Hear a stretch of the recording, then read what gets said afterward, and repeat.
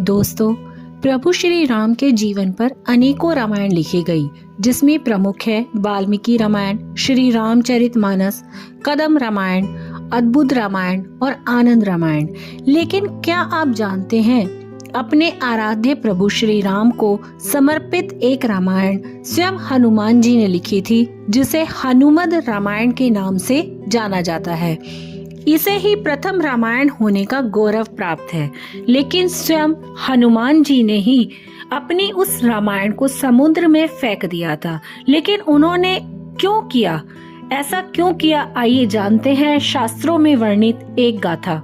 शास्त्रों के अनुसार सर्वप्रथम राम कथा हनुमान जी ने लिखी थी, और वह भी एक शिला पर यानी चट्टान पर अपने नाखूनों से लिखी थी।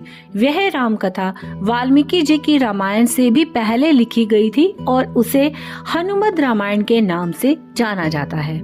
यह घटना तब की है जब भगवान श्री राम रावण पर विजय प्राप्त करने के बाद अयोध्या पर राज करने लगते हैं और श्री हनुमान जी हिमालय पर चले जाते हैं। वहां वे अपनी शिव की तपस्या में लीन हो जाते हैं और उसी दौरान वो एक शिला पर प्रतिदिन अपने नाखून से रामायण लिखते थे। इसी तरह उन्होंने प्रभु श्री राम की महिमा का उल्लेख करते हुए हनुमद रामायण की रचना की थी। कुछ समय बाद महर्षि वाल्मीकि जी ने भी वाल्मीकि रामायण लिखी और लिखने के बाद उनके मन में इसे भगवान शंकर को दिखाकर उनको समर्पित करने की इच्छा हुई। वे अपनी रामायण को लेकर शिव के धाम कैलाश पर्वत पहुंच गए। वहां उन्होंने हनुमान जी को और उनके द्वारा लिखी गई हनुमद रामायण को देखा।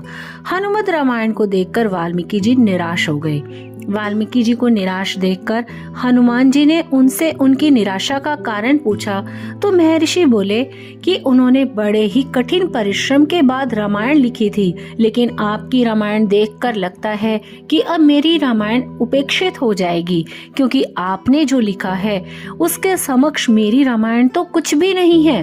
तब वाल्मीकि जी की चिंता का शमन करते हुए हनुमान जी ने हनुमद रामायण पर्वत शिला को एक कंधे पर उठाया और दूसरे कंधे पर महर्षि वाल्मीकि जी को बिठाकर समुद्र के पास गए और स्वयं के द्वारा रची गई रामायण को श्री राम को समर्पित करते हुए समुद्र में समा दिया।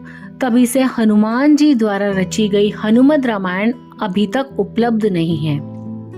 हनुमान जी द्वारा लिखी गई रामायण को हनुमान जी द्वारा ही समुद्र में फेंक दिए जाने के बाद महर्षि वाल्मीकि बोले कि हे राम भक्त हनुमान, आप धन्य हैं। आप जैसा कोई दूसरा ज्ञानी और दयावान नहीं है।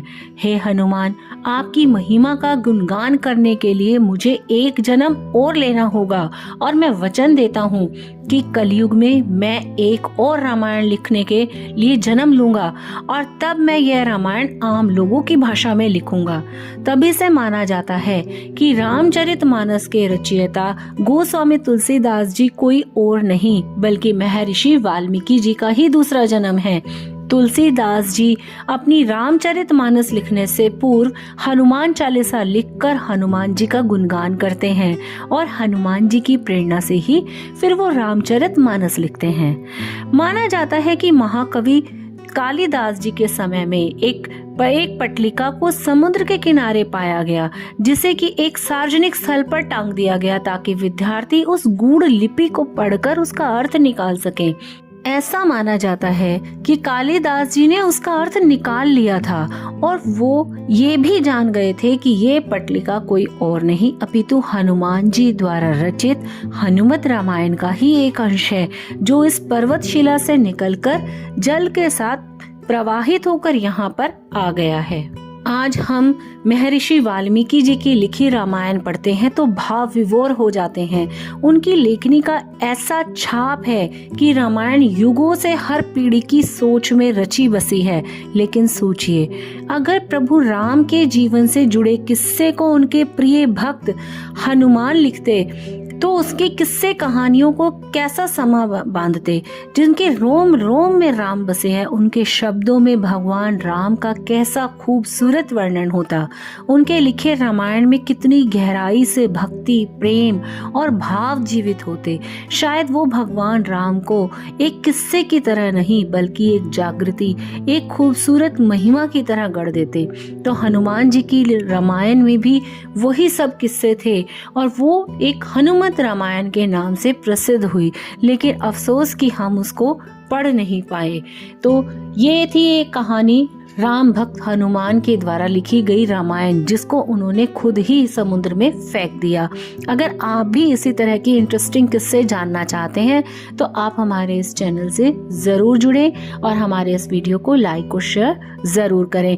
अगर आप भी ये बात पहले से जानते थे कि हनुमान जी द्वारा लिखी गई रामायण को समुद्र में फेंक दिया था, तो आप हमें जरूर बताएं। धन्यवाद।